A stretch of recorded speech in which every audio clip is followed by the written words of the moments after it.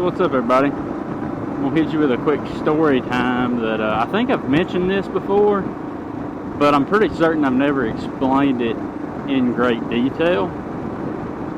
So anyway, we'll just jump right into it. So if you watched like 2 videos ago, you'll know how I came up, or how I came to end up with a KLR. Not really why, but you'll know how at least.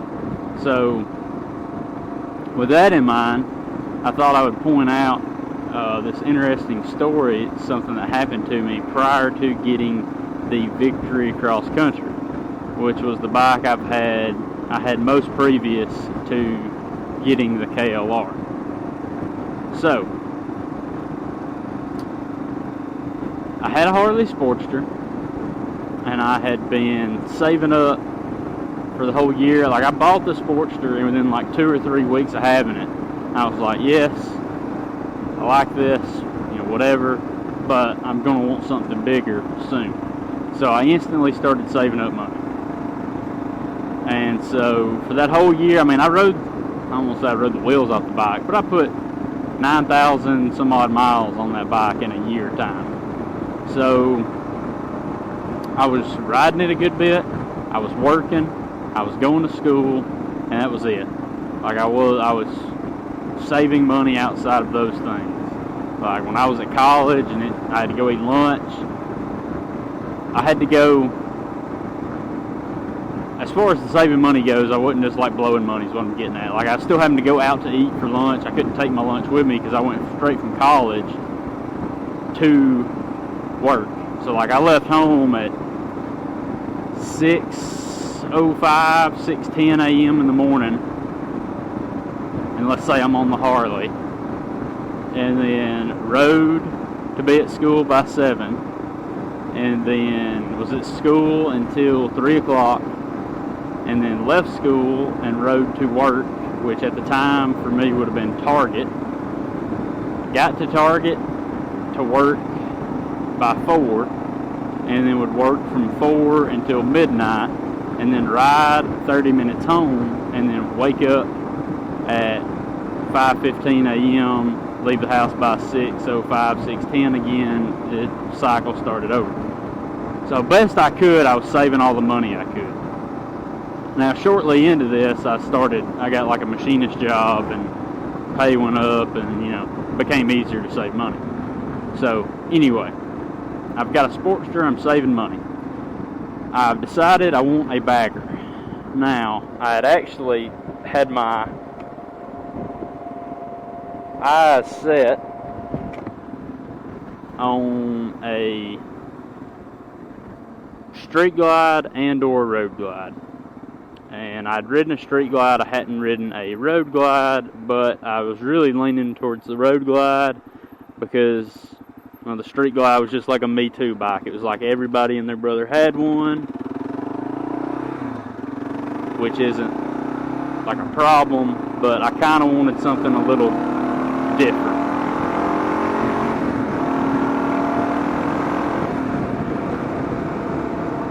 So at the time, everybody and their brother was getting or already had a street glide, it seemed like, so I was kind of leaning road glide. So anyway, I go to the local Harley dealership, which I would love to point out is under different ownership now, so, and different name. So for that reason, I will give you the name of the dealership, not that it matters. But at the time, it was Foster Harley Davidson. I'm pretty sure that was the name of it. And they're located in Muscle Shoals, Alabama. So right there in Music City. So anyway, I ride over there on my Sportster. I'm not necessarily ready to buy, but I am darn close. Like, I think within a week of going over there, I had already called and had the Victory ordered. There we go. So that day I wasn't ready, but I was darn close. I had listed my Sportster for sale. For me to be able to afford the bike I was wanting, I was going to have to sell it outright. I couldn't take some crappy trade on it. I needed like X amount of dollars for it. And the only way to get that much money, which it wasn't even like, it was still like probably $1,500 to $2,000 less than what Harley or anyone else would turn around and sold it for. But I couldn't take what they were going to offer trade. So, point being, I wasn't ready to buy that day. I couldn't just go in there and throw some cash down and walk out. So, I was just looking. I had my bike for sale. It was time to maybe decide between the Sport Glide and the Road Glide. It was maybe time to decide on a color and what, if any, accessories I might want or need. And the best way for me to do that was to physically go to the dealership. So that's what I did. Now, I'm at the dealer, I'm looking around. I'm not really getting that much attention, which is fine with me. I know I'm just there to look. Not a problem. So I'm there, I'm looking around. It wasn't really that busy in there or anything. I think I might have even went on a weekday when I got out of college early and maybe didn't have to work, or I just had a few hours until I had to be at work. And so I was like, I'll go kill them hours looking at the Harley dealership. That way I don't have to drive home. Win-win. The situation was something like that. So I'm not really getting any attention in there. No one's said anything other than like the girl behind the clothing counter might have said hey. So walking around looking, I pretty much decided. I was like, I definitely think, even though I've not ridden a Road Glide, I definitely think I want the Road Glide. And they had one there sitting on the showroom floor. I liked the color. I was like, that might be the bike. So I decided to talk to somebody about it. So I go over to the sales guy. And I was like, hey man, you care if I pick your ear about this grayish blue Road Glide you got sitting over here? And he's like, yeah, whatever. So he like gets up, like he's very unenthusiastic. And rightfully so. At the time, I mean, if you're going to judge a book by its cover, I was 20 years old. I wasn't even old enough to drink. And I was in there looking at like a $23,000 Road Glide. So, or at least that's what I was asking about. And so I'm sure he was like, yeah, like this kid's really about to buy this Road Glide. And so anyway, I go over there, I'm looking at it and talking to him about it. And I throw my leg over it and sit on it. And he didn't say anything like, hey, don't do that. But he kind of had this look on his face. But he didn't say anything. So I pick it up off the side stand. And I'm like, you can tell he's kind of like hesitant kind of for whatever reason. And I was like, man, I'm just going to like cut the crap. It's like, if I buy a Harley from you, this is the one I want. Which is like normally something I wouldn't do, but I felt like it would honestly make him a little more like acceptable to the fact that I may be seriously interested in buying this bike. Because again, he seemed like hesitant in the way he was uninterested and things like that.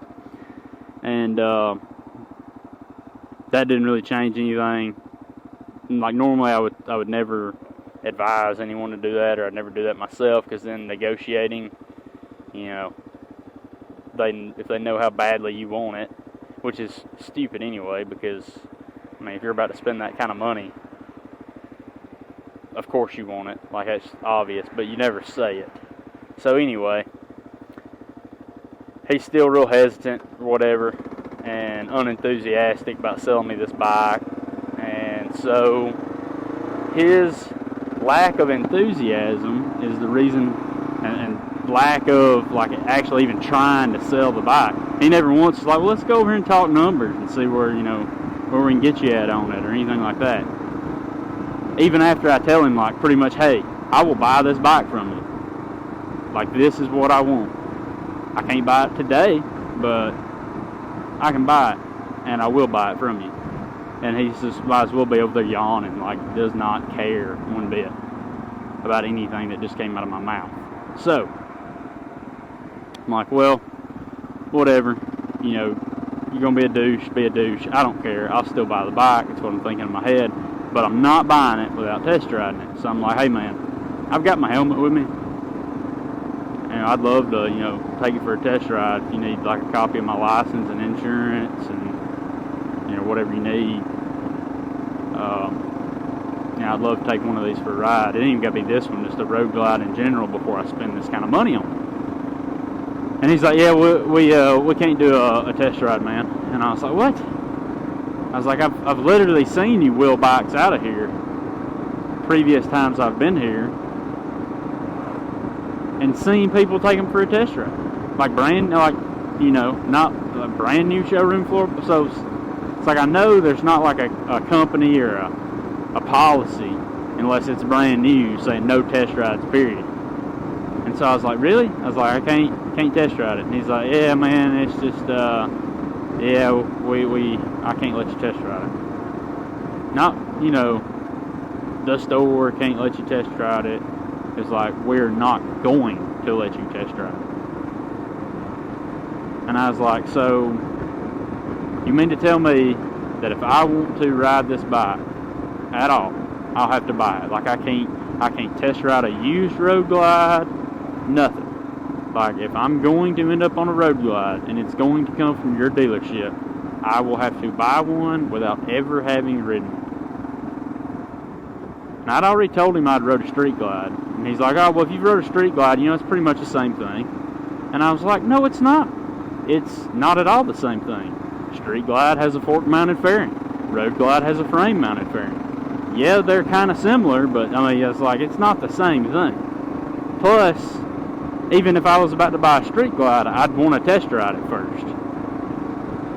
So anyway, I was like, you've got to be kidding me. I was like, alright, whatever, I'll think about it. I left. Well, in the week that followed, when I left there, for starters, I left there and I went straight to Shoals Outdoor Power Sports, which is no longer a motorcycle dealer. They just do Polaris side-by-sides and boats and lawnmowers and stuff like that.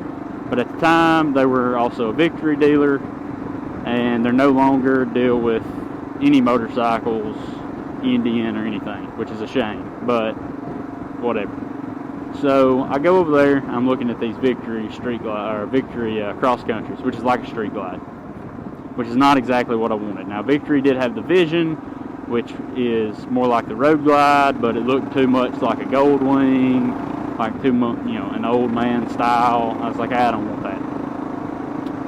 So I sat on it, I look at it. The salesman ended up actually like knowing my cousin, and I was like, hey man, I just left the Harley dealer, and I was about to buy a road glide. Like, I was about to tell them, I will give you a deposit, I will come back in like a week or two and get it. And they would not let me test ride it. I was like, I am not giving you $20,000 without test riding it first. Especially considering this isn't something I've rode before. Like, with the Harley, yeah, I'd rode a street. Like, I kind of knew exactly what I was getting. But, like, if this thing was junk, I had no way of knowing. I've never ridden one. So, he's like, got your driver's license? Insurance? I was like, yeah. He's like, no problem. Well, Will, you want outside? So I take it for a ride. I love the bike. And I'm like, yeah, that's going to be for me. So I've got a week or two. I'm still trying to sell a Sportster, so I was like, I'm not buying it right now today, and I don't want to put a deposit on one because I couldn't decide between red or black.